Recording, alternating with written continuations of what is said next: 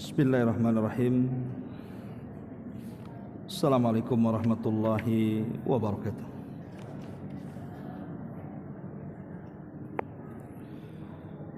Alhamdulillah wassalatu wassalamu ala Rasulillah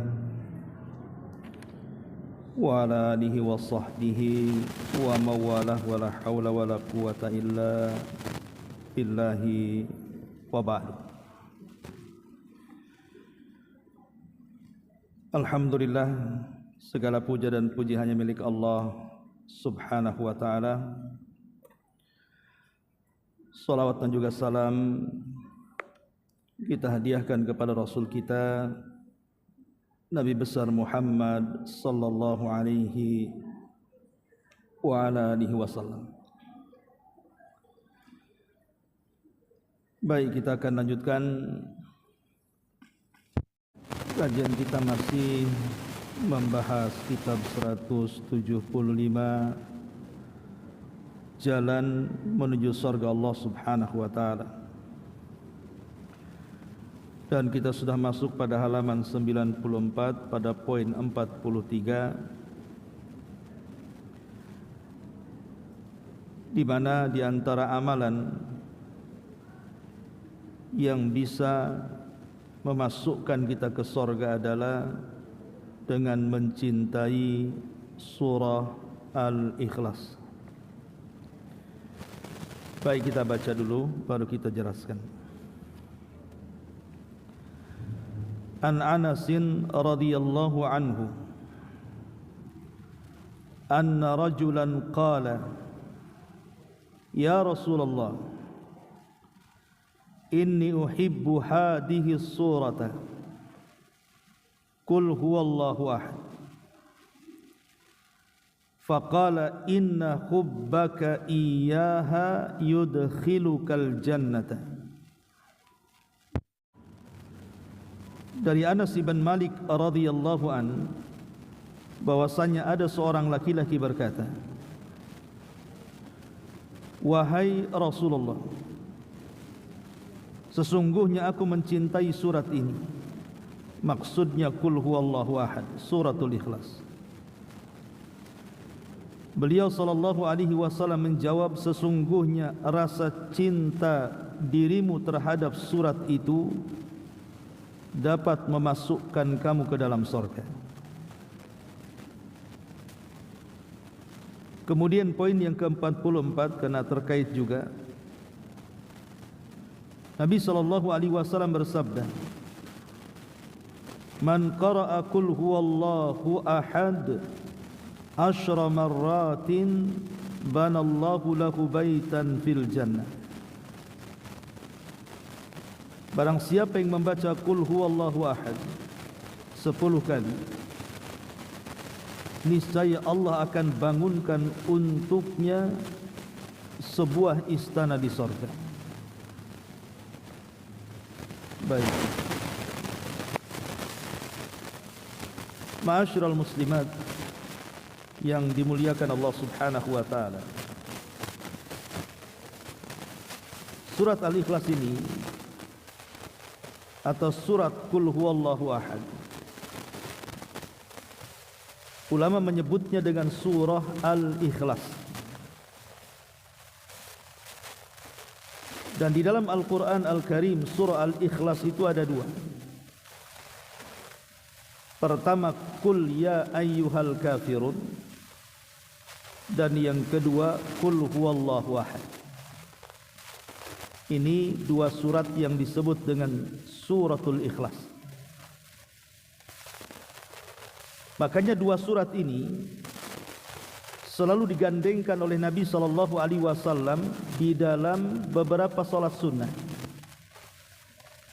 Contoh 2 rakaat fajar.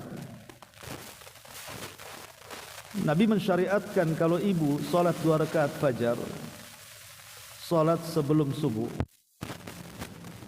maka rakaat pertama disunnahkan membaca Qul ya ayyuhal kafirun, dan yang kedua disunnahkan membaca Qul huwallahu ahad. Atau dalam salat sunnah tawaf, Ibu kalau habis tawaf ketika umrah atau haji, disyariatkan 2 rakaat salat sunnah di belakang makam Ibrahim. Maka rakaat yang pertama dibaca Qul ya ayyuhal kafirun, dan yang kedua juga dibaca Qul huwallahu ahad. Atau juga disunnahkan saat ibu tidur. Jadi menjelang tidur disunnahkan 2 surat ini juga dibaca. Makanya kemudian 2 surat ini ada kaitan erat. Lalu apa perbedaannya? Karena dua-duanya disebut surah Al-Ikhlas. Karena 2 surat ini bicara soal tauhid manusia. Kita tahu bahwa pembagian tauhid yang kita kenal itu ada 3. Ada yang disebut dengan rububiyah, ada yang disebut dengan uluhiyah, ada yang disebut dengan al-asma wa sifat. Tauhid rububiyah itu artinya tauhid pengenalan kita kepada siapa Rabb kita, siapa Tuhan kita, apa yang dilakukannya, apa saja pekerjaannya. Itulah tauhid rububiyah, bicara soal pengetahuan tentang Allah dan perbuatan-perbuatannya, seperti Allah menciptakan, Allah mengatur, Allah menguasai, Allah menghidupkan, Allah menghancurkan. Lah ketika kita semua itu berarti kita sedang mendalami tauhid rububiyah. Adapun uluhiyah bicara soal bagaimana cara kita menyembah. Salat kita diberikan kepada siapa? Puasa kita untuk siapa? Baca Quran kita karena siapa? Dan begitu seterusnya. Sebagaimana Allah mengatakan, Qul inna salati wa nusuki wa mahyaya wa mamati lillahi rabbil alamin. Katakan, sesungguhnya salatku, penyembelihanku, seluruh hidup dan matiku hanya kuserahkan kepada Allah. Itu disebut dengan uluhiyah. Adapun nama dan sifat bagi Allah Subhanahu wa taala itu bicara tentang nama-nama dan sifat-sifat. Bahwa Allah memiliki nama dan Allah juga memiliki sifat, dan nama Allah Subhanahu wa taala sangat baik sebagaimana sifatnya sangat sempurna. Lah 3 tauhid ini terangkum dalam 2 surat tadi. Kalau kita bicara soal pengenalan siapa Tuhan kita, maka mengacu kepada Qul huwallahu ahad yang kita akan bahas. Jadi surah Qul huwallah, surah Al-Ikhlas ini mengenalkan kepada kita tentang siapa Tuhan kita. Adapun surah Ikhlas yang kedua, Qul ya ayyuhal kafirun, itu bicara bagaimana cara kita menyembahnya. Jadi yang satu bicara soal siapa Tuhan kita, dan yang kedua bicara soal bagaimana cara menyembahnya. Kalau bicara soal siapa Tuhan kita, berarti mengacu kepada Qul huwallahu ahad. Tapi kalau kita bicara bagaimana cara menyembahnya, berarti kita mengacu kepada Qul ya ayyuhal kafirun. Itu global daripada 2 surat ini. Kalau dikembangkan lama nantinya. Baik, ma'asyiral muslimat yang dimuliakan Allah Azza wa Jalla, sebelum saya menjelaskan sedikit tafsir daripada suratul Ikhlas ini, saya ingin mengembangkan tentang keutamaannya, karena dalam 2 poin ini bicara soal keutamaan. Apa sih keutamaan suratul Al-Ikhlas itu? Dalam poin yang ke-43 ini sebenarnya di sini ada asbab wurudnya. Kenapa Nabi SAW mengatakan inna hubbaka iyyaha yudkhilukal jannah? Kecintaanmu kepada surah Al-Ikhlas itu menjadikan engkau masuk surga. Di sini ada cerita. Jadi di zaman Nabi SAW itu, Bu, kalau Nabi SAW mengutus sebuah utusan untuk melakukan penyerangan dengan mengutus pasukan khusus yang tidak dipimpin Nabi SAW secara langsung, Maka Nabi SAW akan memilih pemimpin pasukan itu dengan cara mengetes Qur'annya. Jadi Nabi SAW kalau memilih seorang pemimpin perang, yang pertama kali dites itu bukan skill perangnya, bukan bagaimana cara engkau berkuda, cara engkau menombak, cara engkau berpedang, sudah berapa kali berperang. Bukan itu yang pertama kali dijadikan ujian tesnya. Tapi yang pertama kali diuji itu soal berapa hafal Quran. Jadi Nabi SAW mengumpulkan pasukan, kemudian Rasul mengatakan, kam hafidtum min kitabillah, berapa banyak di antara kalian yang hafal Quran. Kemudian nanti para sahabat mengatakan, saya hafal sekian-sekian, yang lain mengatakan sekian-sekian, yang lain mengatakan sekian-sekian. Maka yang paling banyak hafalan di antara para sahabat pasti akan dipilih menjadi pemimpin. Maka Nabi SAW kalau sudah menemukan satu sahabat yang hafalannya menonjol, maka Rasul mengatakan, anta imamuhum, engkau akan menjadi pemimpin mereka. Lihat bagaimana Nabi SAW mengetes para sahabat untuk menjadi pemimpin perang. Bukan skillnya dulu, tapi soal Qur'annya dulu. Coba kalau sekarang perusahaan-perusahaan yang ada di Batam ini, kalau orang masuk perusahaan dites Qur'annya dulu, saya kira nggak ada orang korupsi. Tapi kan orang sekarang bukan itu yang dites, skillnya dulu kan. Soal akhlaknya itu belakangan biasanya. Yang penting ada rekomendasi, ijazah, mau pakai ordal apa istilahnya. Yang penting masuk. Itulah tarbiyah Nabi SAW di zaman itu. Karena pemimpin perang itu juga sekaligus pemimpin salat, itu masalahnya. Kalau Anda berani memimpin pasukan, berarti Anda juga harus berani memimpin salat pasukan. Makanya itu kenapa Nabi SAW mensyaratkan seorang pemimpin perang itu harus orang yang paling banyak hafalan. Setelah kemudian Nabi SAW menunjuk orang yang paling baik hafalan Qur'annya, ya tentu juga setelah itu juga lihat skill perangnya.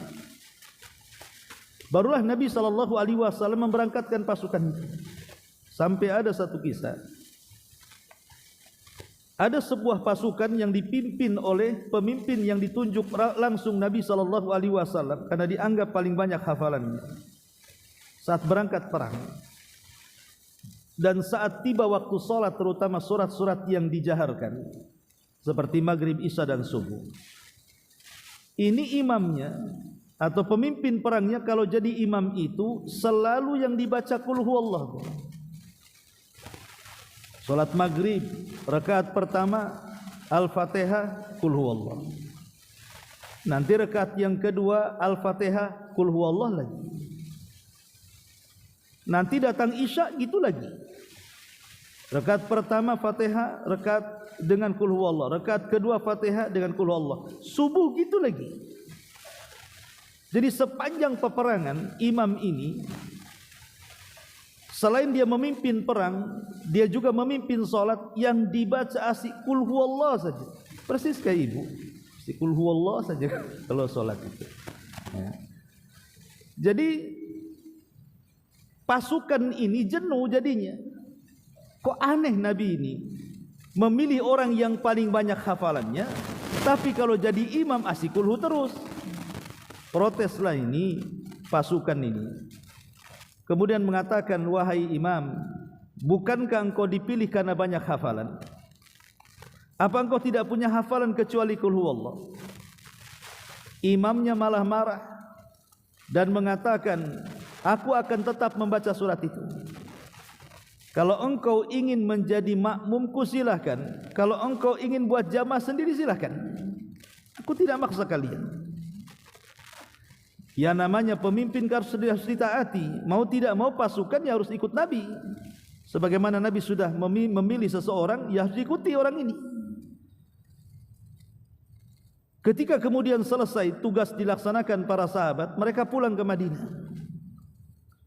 Lah sebagian pasukan ini tidak terima, melapor kepada Nabi SAW soal sikap imam mereka yang selama bertugas kalau sholat asikulhu saja yang dibaca. Maka Nabi SAW memanggil imam ini yang merupakan pemimpin perang itu. Kemudian Nabi SAW meninterogasi apakah betul kabar ini. Kata sang pemimpin yang ditunjuk Nabi dan sekaligus menjadi imam salat ini mengatakan, benar wahai Rasul, aku lakukan seperti itu. Maka Nabi SAW bertanya, apa alasanmu? Kenapa engkau terus membaca surat itu? Maka kemudian sahabat ini mengatakan, li'anni uhibbuha ya Rasulullah, karena aku suka dengan surat itu. Jadi alasannya, aku suka dengan surat itu. Sama dengan alasan ibu-ibu kan, suka dengan surat itu. Makanya kalau taraweh imamnya baca kulhu, sedap ibu ya, cepat salam, cepat pulang. Kalau sudah an-naba, an-nazi'at, lam yakunil, sekali ajalah di masjid ini katanya. Besok cari masjid yang lain. Jadi Nabi SAW penasaran, kenapa kau suka dengan surat itu? Inilah bedanya alasan sahabat ini dengan alasan kita, Bu. Alasan sahabat ini dengan surat Al-Ikhlas, kenapa dia suka baca dalam salat? Dia mengatakan li'annaha sifatur rahman wa ana uhibbuha. Karena dalam surat Al-Ikhlas, kata sahabat ini, di dalamnya penuh dengan sifat-sifat Allah yang aku suka dengan sifat-sifat itu. Kalau kita kan ditanya kenapa kau suka dengan surah Al-Ikhlas, ya karena pendek Ustaz, kan itulah bedanya ya alasan kita dengan sahabat. Sahabat suka itu karena merenungkan sifat-sifatnya. Bagaimana Allah disifati dalam surah Al-Ikhlas ini dengan sifat yang luar biasa, yang menunjukkan tentang siapa Tuhan kita. Kalau kita kan berbeda. Kenapa suka dengan Al-Ikhlas? Ya suka saja Ustaz karena pendek. Jadi Nabi SAW takjub dengan sahabat ini. Makanya Nabi SAW mengatakan, inna hubbaka iyaha yudkhilukal jannah. Kecintaanmu kepada surah Al-Ikhlas itu akan memasukkan kau ke dalam surga. Ini alasannya Nabi SAW mengatakan di sini, inna hubbaka iyaha yudkhilukal jannah. Kesukaanmu kepada surah Al-Ikhlas itu karena bisa memasukkan kau ke dalam surga. Ma'asyiral muslimat yang dimuliakan Allah Subhanahu wa taala. Kemudian hadis yang kedua, di sini Nabi SAW mengatakan, man qara'a qul huwallahu ahad asyra marratin banallahu lahu baitan fil jannah. Siapa yang membaca qul huwallahu ahad berapa kali? 10 kali dalam sehari semalam, maka Allah akan bangunkan bagi dia rumah atau istana di sorga. Bu, membaca 10 kali sehari semalam qul huwallah itu sebenarnya gampang. Kan enggak capek, kan suratnya juga enggak panjang. Qul huwallahu ahad, Allahus samad, lam yalid wa lam yulad wa lam yakul lahu kufuwan ahad. Mungkin enggak sampai 10 menit Bu duduk begini sambil bersandar 10 kali, enggak sampai 10 menit. Tapi lihat pahalanya. Nabi SAW akan membangunkan satu rumah di sorga. Padahal kita bangun rumah yang paling indah di Sukajadi inilah, itu perlu waktu, kadang-kadang berbulan-bulan baru jadi. Ini cukup duduk 5 menit sudah bisa membangunkan satu istana di sorga. Tapi kenapa pertanyaannya kita lebih suka rumah yang ada di Sukajadi ini yang indah dibandingkan rumah di sorga? Oh enggak lah Ustaz, saya suka rumah di sorga. Kalau memang suka di rumah di sorga, kenapa tak baca surat ini 10 kali dalam sehari? Kenapa sibuk mencari uang dan maksa suaminya untuk korupsi? Jadi Ini sebuah pertanyaan, tentu jawabannya mudah karena sorga itu perkara gaib, itu masalahnya. Dan perkara gaib ini kalau tidak yakin pasti ragu-ragu. Betul tak dapat rumah, betul tak dapat istana, itulah orang enggak yakin. Dan manusia itu sifatnya tidak mau yang gaib, maunya itu yang nyata. Itu manusia umumnya. Makanya kalau seandainya saya katakan, Bu, baca surat 1000 kali Qul huwallahu ahad di depan rumah saya kasih kunci rumah Sukajadi yang paling bagus. Kira-kira ibu datang ke rumah saya enggak? Baca 1000 kali dapat rumah di Sukajadi. Mungkin berjubel di rumah saya itu, Bu. Jelas rumahnya, jelas kuncinya. Coba kalau saya katakan datang ke rumah saya, baca Qul 10 kali, saya kasih rumah di sorga, nggak akan yang datang. Ngapain pula datang ke rumah Abu Mero, katanya. Disinilah terkadang kita diuji soal keimanan. Makanya kenapa dalam surah awal Al-Baqarah itu, ketika Allah Subhanahu wa taala mensifati orang-orang yang bertakwa itu, salah satunya Allah mengatakan alladzina yu'minuna bil ghaib. Orang-orang yang betul-betul yakin dengan perkara yang gaib. Lah dalam hadis ini menguji apakah kita yakin dengan hadis ini. Kalau yakin dengan hadis ini, tidak mungkin orang meninggalkan membangun rumah di sorga dengan mengamalkan membaca Qul huwallahu ahad 10 kali dalam sehari semalam. Kan bisa dicicil, Bu. Pamannya pagi 3 kali, siang 3 kali, sore 4 kali, malam 1 kali, selesai.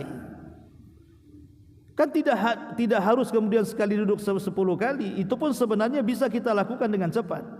Tapi semalas-malasnya orang baca lah, cicil aja lah kayak ibu cicil utang, ya. Artinya di sini hadis ini sebenarnya sangat simpel dan jelas. Bagaimana keutamanya luar biasa.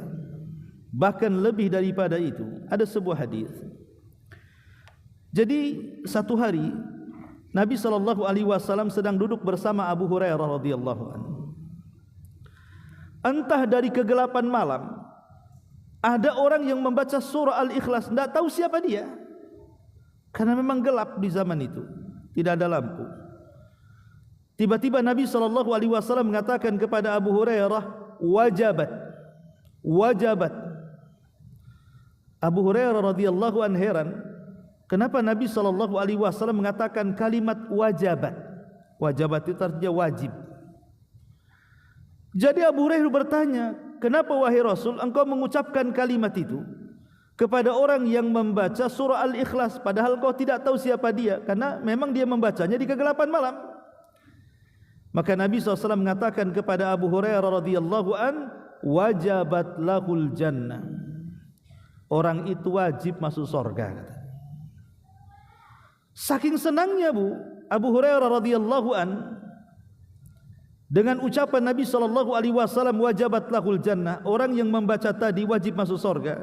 Dia ingin mencari orang itu, ingin memberi kabar gembira bahwa Rasul menghabar gembirakan dia akan masuk surga. Cuman karena malam tidak tahu orangnya, dicari ke sana kemari enggak ketemu, akhirnya Abu Hurairah tidak tahu siapa dia.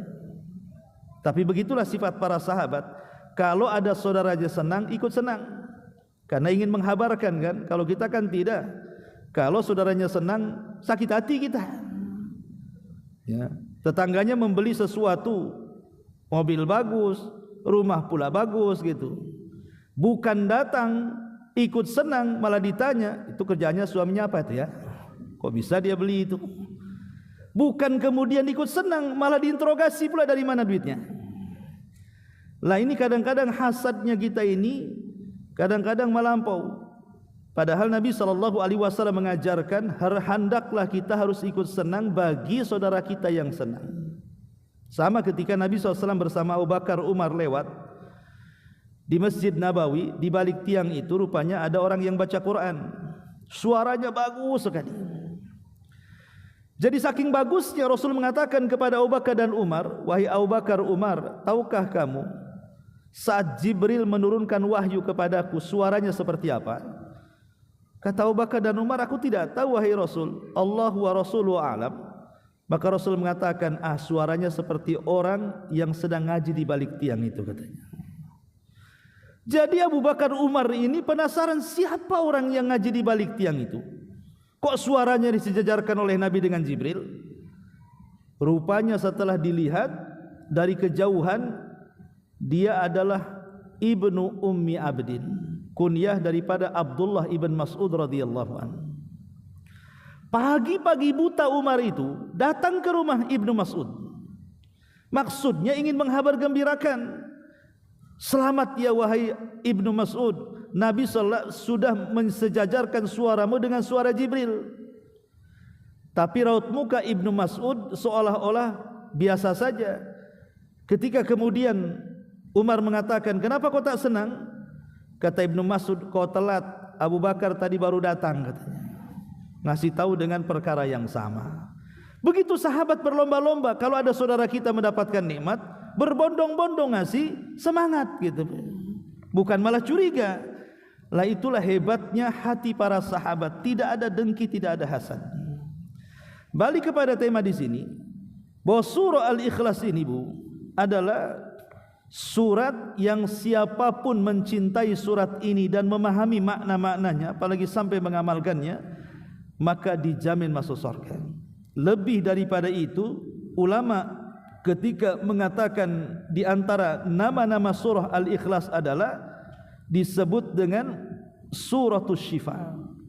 Jadi kul huwallah itu disebut suratus syifa, surat yang bisa menyembuhkan penyakit.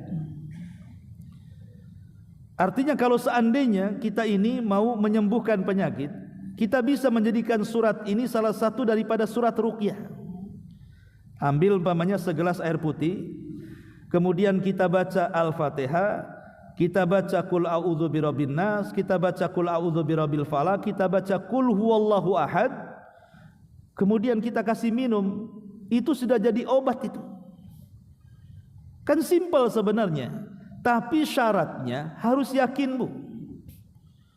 Enggak boleh ragu-ragu. Coba-cobalah, kata Ustaz Abu Mairo, katanya kalau baca 4 surat Al-Fatihah dan 3 Qul jadi obat, enggak akan sembuh penyakitnya, Bu. Kenapa? Karena coba-coba itu masih terkandung keraguan. Jadi tidak boleh coba-coba, harus ditanamkan sugesti. Makanya sugesti itu dalam ilmu kesehatan pun katanya bisa mengobati kan. Makanya dokter itu nggak mungkin nakut-nakuti orang. Walaupun besok akan mati, dibilangnya besok akan sembuh, kan begitu. Kalau semua pasien ditakut-takuti sama dokter, cepat tobat kau, besok akan mati mamanya kan. Mungkin nggak ada lagi pasien yang datang. Karena memang sugesti ataupun kepercayaan ini bisa menyembuhkan. Lah sama dengan ruqyah juga, tidak bisa jadi coba-coba. Harus yakin bahwa Quran itu penyembuh, karena dia adalah kalamullah. Lah surah Al-Ikhlas ini ulama menyebutnya suratus syifa namanya, surat yang bisa menyembuhkan, bisa digunakan untuk ruqyah. Anak rewel malam-malam gitu kan, ibu punya bayi rewel kali. Ya mungkin siapa tahu mungkin karena kesambet atau apa kan, baca surah Al-Ikhlas. Yakin insyaallah kalau memang itu kesambet, jinnya pun akan hilang tuh. Karena Islam itu agama simpel sebenarnya, perlu yakin. Jangan coba-coba. Ma'asyiral muslimat yang dimuliakan Allah Subhanahu wa taala, itu di antara keistimewaan surah Al-Ikhlas ini. Bahkan lebih daripada itu, ada sebuah hadis yang lain yang menunjukkan fadilahnya. Seperti hadis Aisyah radhiyallahu anha yang terdapat dalam Sahih Bukhari Muslim. Anna Nabiy sallallahu alaihi wasallam kana idza awa ila firashihi qara'aha ma'al muawwadataini wa masaha mastata'a min jasadihi. Jadi Nabi itu kalau menuju pembaringan tidurnya, hendak tidur, biasa Rasul menggabungkan 3 surat Qul namanya. Jadi Qul a'udzu birabbil falaq baca, Qul a'udzu birabbin nas baca, Qul huwallahu baca, kemudian telapak tangannya ditiup. Setelah ditiup, diusap dari kepala sampai kaki sekenanya. Dibaca 3 kali dan lakukan pengusapan 3 kali. Gunanya untuk apa? Supaya tidur kita tidak diganggu setan. Supaya tidur kita ini terhindar dari keburukan. Boleh jadi mungkin keburukan yang datang dari binatang-binatang berbisa, entah dari ular, kalajengking, semut dan yang semacamnya, atau nyamuk-nyamuk malaria yang membawa kebinasaan, atau dari kiriman orang-orang hasad berupa sihir dan yang semacamnya, atau setan yang iseng yang hendak mempermainkan tidur kita sehingga membawa mimpi-mimpi buruk. Makanya Nabi SAW menganjurkan membaca surah Al-Ikhlas digabungkan dengan muawwidzatain tadi untuk supaya kita terhindar dari keburukan. Dan ini juga satu keistimewaan yang luar biasa. Kemudian juga di antara keutamaannya, Nabi SAW juga bersabda dalam hadis Bukhari, hadis Abi Sa'id Al-Khudri radhiyallahu anhu. Jadi ada seseorang laki-laki mendengar atau membaca suratul Ikhlas, Qul huwallahu ahad, Allahus samad, lam yalid walam yulad walam yakul lahu kufuwan ahad. Maka ketika di waktu pagi datang kepada Nabi SAW, kemudian menceritakan, maka Rasul mengatakan, walladzi nafsi biyadihi innaha la ta'dilu thulutsal Qur'an. Sesungguhnya surah Al-Ikhlas ini sungguh sebanding dengan sepertiga Al-Quran. Jadi kalau ibu baca Qul huwallah satu kali, berarti seolah-olah ibu membaca sepertiga Quran. Karena Quran itu kan terbagi menjadi tiga, Bu. Sepertiganya bicara soal akidah, tauhid. Sepertiganya bicara soal akhlak, di dalamnya kisah-kisah, ya. Kemudian sepertiga soal ibadah, salat, puasa, zakat dan yang semacamnya. Lah surah Al-Ikhlas itu kenapa disebut sepertiga? Karena memang sepertiga Quran itu bicara akidah. Lah surah Al-Ikhlas dari awal sampai akhir itu bicara akidah, tidak ngelantur kemana-mana. Makanya kenapa Nabi SAW mengatakan sebanding dengan sepertiga Quran. Berarti kalau ibu baca 3 kali, hatamlah Al-Quran itu. Kalau gitu tidak perlu menghatamkan Quran, baca aja Qul huwallahu 3 kali kan. Maksudnya sebanding. Yang menghatamkan Quran dari Fatihah sampai ke Anas ya lebih baik kan gitu ya. Karena bagaimanapun setiap satu huruf yang ibu baca sama dengan 10 pahala. Tapi kalau kita lagi malas baca Quran dan kita ingin mendapatkan seperti orang menghatamkan Quran, baca saja Qul huwallahu 3 kali, itu maksudnya. Ini di antara keistimewaannya dan banyak lagi. Baik, sedikit kita akan bicara soal tafsirnya. Ma'asyiral muslimat yang dimuliakan Allah Subhanahu wa taala. Allah Subhanahu wa taala mengatakan Qul huwallahu ahad. Di dalam Quran, Bu, surat yang diawali dengan kalimat Qul itu cuma 5. Surat yang diawali dengan kalimat Qul itu cuma 5. Pertama, Qul a'udzu birabbin nas. Dimulai dengan Qul. Yang kedua, Qul a'udzu birabbil falaq. Kemudian yang ketiga, Qul huwallahu ahad. Kemudian yang keempat, Qul ya ayyuhal kafirun. Kemudian yang kelima, suratul jin, Qul uhiya ilayya annahu istama'a nafarun minal jinni faqalu inna sami'na qur'anan ajaba. Jadi An-Nas, Al-Falaq, Al-Ikhlas, Al-Kafirun, Al-Jin. Ini 5 surat yang dimulakan dengan kalimat Qul. Qul itu apa artinya, Bu? Qul itu artinya katakan. Katakanlah wahai Muhammad, itu artinya Qul. Dan kalimat Qul itu biasanya diawali dengan sebuah pertanyaan. Karena Qul itu bagian dari jawaban. Contoh umpamanya Allah mengatakan yas'alunaka anil mahid. Mereka bertanya-tanya kepadamu soal darah haid. Allah katakan Qul huwa adzan. Katakan wahai Muhammad, itu darah kotor. Kan diawali dengan pertanyaan tuh.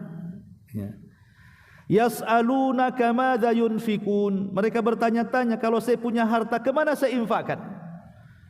Maka Allah mengatakan Qul ma anfaqtum min khairin falil walidaini. Katakan ya Muhammad, harta yang paling baik yang kau infakkan itu untuk orang tua dulu.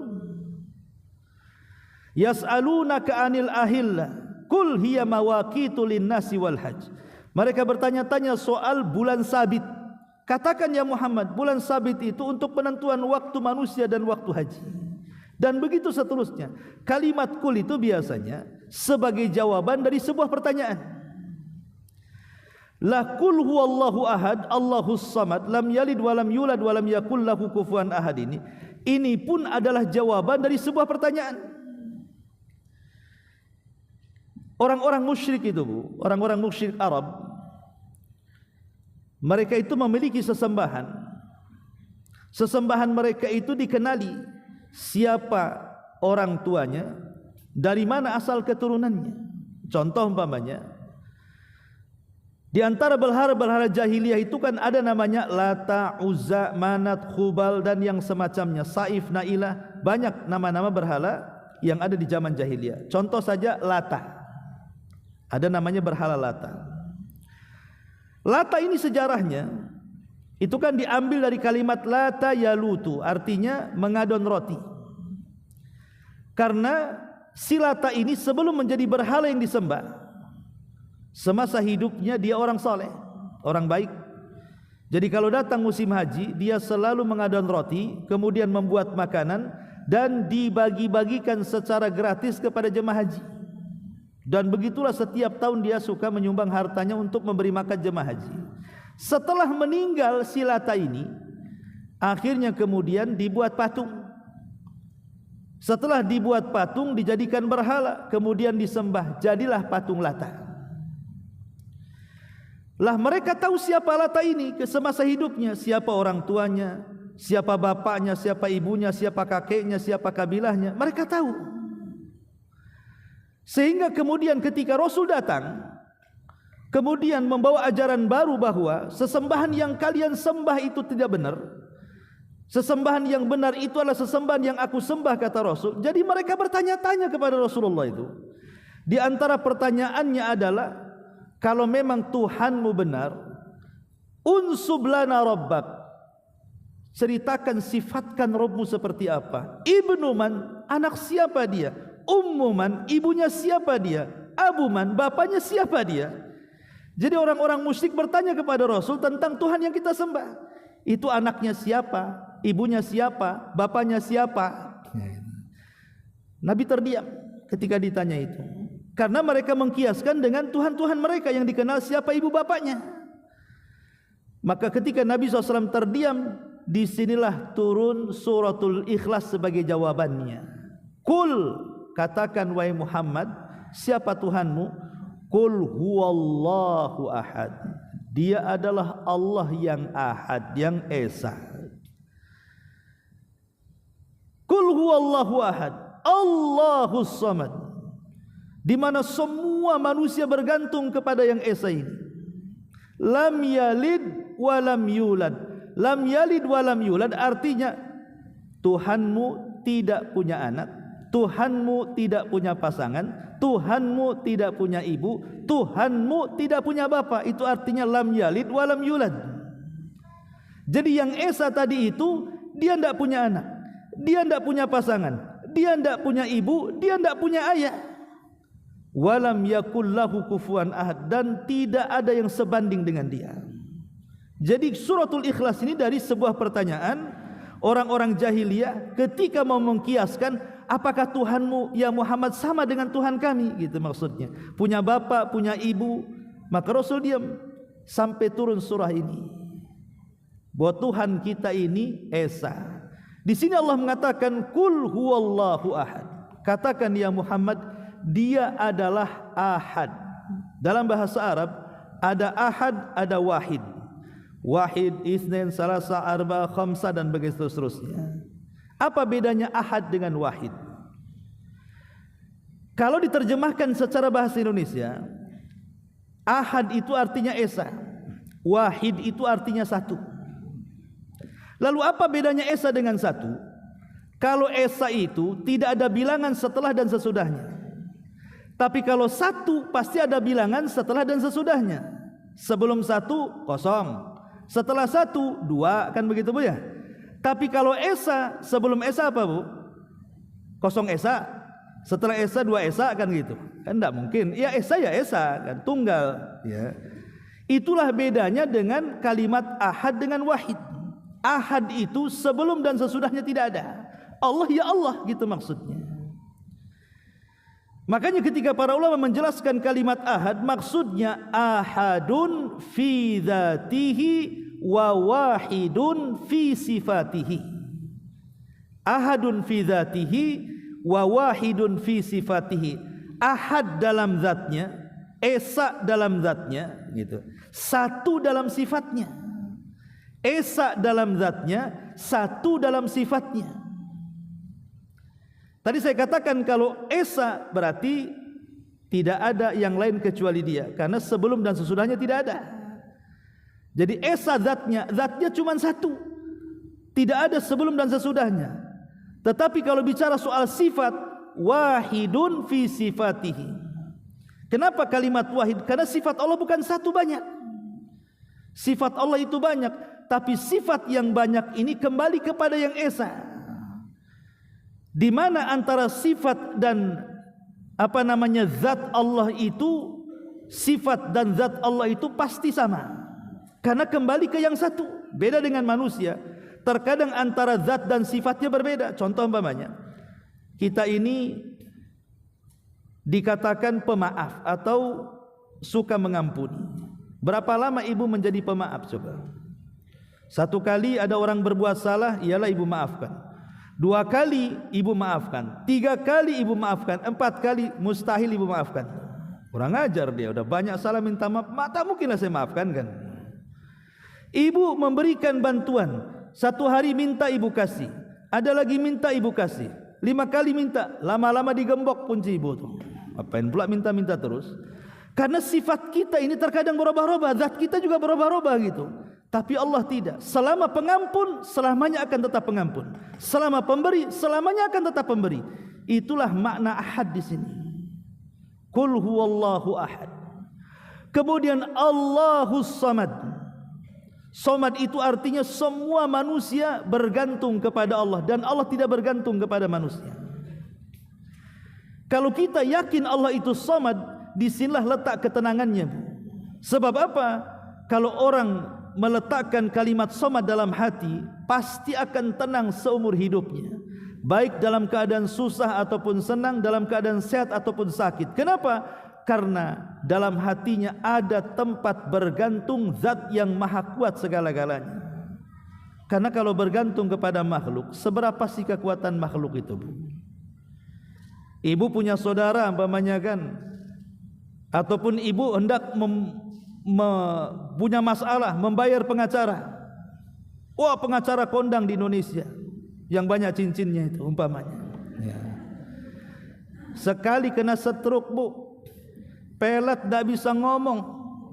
Kira-kira pengacara kalau stroke nggak bisa ngomong, bisa cari uang nggak tuh? Pengacara kan pakai mulut tuh cari uangnya. Sampai kapan kekuatan pengacara itu? Dikasih stroke mulutnya nggak bisa ngomong, nggak bisa lagi dia cari duit. Kekuatan makhluk itu terbatas.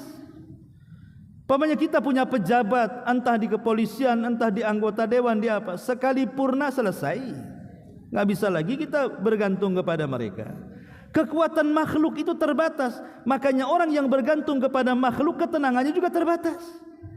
Tapi kalau kita bergantung kepada zat yang kuat segala-galanya, maka dari hidup sampai mati, itulah ketenangannya. Itulah yang dikatakan dengan tawakal namanya. Dari sifat samad muncul tawakal, bahwa kita hanya bergantung kepada zat yang kuat saja supaya tenang selamanya. Itu makna samad artinya. Kemudian lam yalid wa lam yulad. Lam yalid, tidak melahirkan dan tidak dilahirkan. Ini bantahan kepada siapa? Satu bantahan kepada orang Nasrani. Karena orang Nasrani menganggap Isa itu adalah Tuhan. Isa itu satu di antara 3 Tuhan. Bahkan Isa itu anak Tuhan. Maka kita katakan lam yalid wa lam yulad. Tuhan kami tidak seperti Tuhan kalian. Tuhan kami tidak melahirkan dan tidak dilahirkan. Yang kedua, bantahan kepada orang Yahudi yang mengatakan Uzair itu putra Tuhan juga sama. Maka kita katakan, hei Yahudi, Tuhan kita berbeda. Tuhan kalian ada orang tuanya. Tuhan kami lam yalid wa lam yulad. Tidak melahirkan dan tidak dilahirkan. Ataupun bantahan kepada orang musyrik Arab di zaman itu yang menganggap malaikat-malaikat itu putri-putri Allah. Allah tidak punya putri, Allah tidak punya putra, bahkan Allah tidak punya orang tua. Lam yalid wa lam yulad. Dari sini juga bantahan kepada orang liberal yang menganggap semua agama sama. Dari mana sama? Kita ini agama yang mentauhidkan Allah, yang mengatakan Allah Esa, Dia tidak melahirkan dan Dia tidak dilahirkan. Apakah sama Islam dengan Nasrani? Yang tidak sama. Kita ini Tuhannya satu, mereka Tuhannya banyak. Yahudi juga tidak sama dengan kita. Kita Tuhan satu, mereka Tuhan banyak. Dengan orang-orang musyrik juga tidak sama. Berarti tidak benar akidah liberal menyamakan semua Tuhan. Banyak jalan menuju Roma, toh juga sampai ke Roma juga. Banyak jalan menuju surga, mau agama apa saja nanti sampai ke surga. Tidak mustahil. Makanya Allah mengatakan di sini lam yalid wa lam yulad. Dan Allah katakan yang terakhir walam yakul lahu kufuwan ahad. Dan tidak ada yang setara dengan Allah. Karena kita ini tidak bisa mensifatkan Allah Subhanahu wa taala seperti mensifatkan berhala-berhala yang diyakini di luar daripada agama Islam. Allah itu kita yakini adanya, tapi siapa yang pernah melihat Allah? Contoh begini Bu ya. Umpamanya saya, ibu pernah jumpa dengan saya. Tentu ibu akan bisa mensifati saya karena pernah jumpa dengan saya. Satu. Atau mungkin ibu tidak pernah berjumpa dengan saya, tapi saya punya kembaran. Ibu melihat kembaran saya, sehingga ibu mensifati saya dengan kembarannya. Atau mungkin yang ketiga, ibu tidak pernah melihat saya, tidak melihat kembaran saya, tapi ada teman saya cerita tentang saya. Kan mengenal saya itu kan biasanya dari 3 perkara ini kan Bu. Contoh umpamanya mengenal, inilah handphone, saya punya handphone. Ya, coba ibu sifatkan handphone Abu Humairah seperti apa? Bagi yang pernah melihat pasti akan bisa mensifatkan, oh Abu Humairah ini sudah lecak handphonenya itu, handphone apa tuh namanya? Saya pernah melihatnya. Dia bisa mensifatkan. Atau mungkin ada yang sama dengan handphone ini. Oh saya tahu walaupun tidak pernah melihat handphone dia, pasti dia Samsung sekian-sekian. Saya tahulah, oh sama kok itu keluarannya. Atau boleh jadi mungkin ibu tidak pernah melihat handphone saya, tidak juga ada satu pabrik pengeluarannya, mungkin ada orang yang pernah melihatnya. Kita terapkan kepada Allah Subhanahu wa taala. Siapa yang pernah melihat Allah? Tidak ada yang pernah melihat Allah. Berarti teori pertama batal. Karena tidak ada yang tidak pernah melihat Allah. Enggak ada pernah melihat Allah. Siapa yang pernah melihat Allah di dunia? Enggak ada. Satu pun manusia enggak ada. Kalau ada orang yang pernah melihat Allah, dustakan. Nabi saja ketika Mi'raj tidak pernah melihat Allah di Sidratil Muntaha karena ditabir dengan cahaya. Yang kedua, oh saya bisa mensifatkan Allah karena Allah ada kembarannya. Allah tidak punya kembaran. Bagaimana caranya mensifatkan Allah dengan kembarannya? Kemungkinan yang ketiga, ada orang yang dihabarkan Allah siapa dirinya untuk disampaikan kepada orang lain, dan ini mungkin tapi lewat para nabi. Allah memahyukan kepada para nabi siapa Tuhannya, para nabi menghabarkan kepada kita. Itulah satu-satunya kita mengenal Allah cuma begitu, lewat ajaran para nabi. Lah Nabi kita Muhammad sallallahu alaihi wasallam sudah mensifati dan juga memberitahu tentang nama-nama dan sifat bagi Allah Subhanahu wa taala. Jadi kita mengenal Allah itu hanya satu jalurnya, harus lewat jalur Nabi. Baru kita akan mengenal Allah. Karena Allah itu tidak ada yang serupa dengan makhluknya. Walam yakul lahu kufuwan ahad. Tidak ada yang sekufu dengan makhluknya. Bagaimana akan dibandingkan dengan Tuhan-Tuhan yang lainnya? Ya. Makanya di sini ma'asyiral muslimat yang dimuliakan Allah Azza wa Jalla, walaupun surah Al-Ikhlas ini singkat, tapi padat sekali maknanya. Intinya adalah tauhid kepada Allah Subhanahu wa taala. Lah siapapun yang berusaha untuk mencintai surat ini karena suka dengan sifat-sifatnya dan berusaha untuk mengamalkannya, artinya mentauhidkan Allah dengan sesungguhnya, maka berdasarkan sabda ini, inna hubbaka iyyaha yudkhilukal jannah. Sesungguhnya rasa cinta terhadapnya dapat memasukkan kamu ke dalam sorga. Baik, ini diantara rangkuman dari 2 poin ini. Sebelum saya tutup, kalau ada yang mau bertanya silakan.